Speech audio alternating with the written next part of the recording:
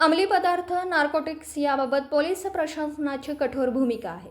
यामध्ये जिल्हा पोलीस दल सक्षम असून जिल्हा पोलीस प्रशासनाकडे अँटी नार्कोटिक्स स्क्वॉड आहे। यामध्ये अंमली पदार्थ शोधणारे एक श्वान पथक सुद्धा असून या श्वान पथकाचा प्रभावीपणे वापर करता येईल याबाबतची भूमिका सातत्याने कायम आहे। यामध्ये नशेखोर लोकांचा उपचार आणि पुनर्वसन हा भाग वेगळा असून तो संबंधित विभागाच्या आणि आरोग्य विभागाच्या मदतीने हाताळता येईल।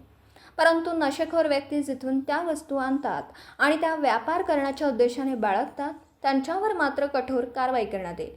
तसेच त्यांच्यावर गोपनीय माहिती काढून अथवा छापे टाकून किंवा इतर मार्गाने त्यांच्यावर कठोर कारवाई करून गुन्हे दाखल करण्यात येणार असल्याचा इशारा पोलीस महानिरीक्षक सुनील फुलारी, कोल्हापूर परिक्षेत्राचे पोलीस महानिरीक्षक सुनील फुलारी हे मिरजेतील मिरज ग्रामीण पोलीस ठाण्यात पत्रकार परिषदेत आज दिनांक 1 ऑगस्ट 2024 रोजी दुपारी 3 वाजता बोलत होते।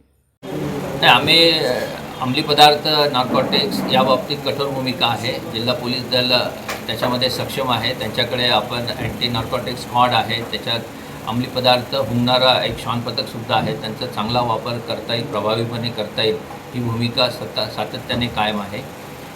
यामध्ये आपण जे सांगताय नशेखोर लोकांचे पुनर्वसन आणि उपचार हा वेगळा मार्ग आहे आणि तो संबंधित विभागाच्या आणि आरोग्य विभागाच्या मदतीने वेगळ्या प्रकारे टॅकल करता येईल। परंतु जे नशेखोर जिथून त्या वस्तू आणतात, अंमली पदार्थ आणतात आणि इतर प्रकारे व्यापारात इन्व्हॉल्व आहेत त्यांच्यावर मात्र कठोर कारवाई करण्यात येईल आणि त्यांना गोपनीय वार्ता काढून किंवा प्रत्यक्ष झडती आणि इतर मार्गाने गुन्हे दाखल करण्यात येतील।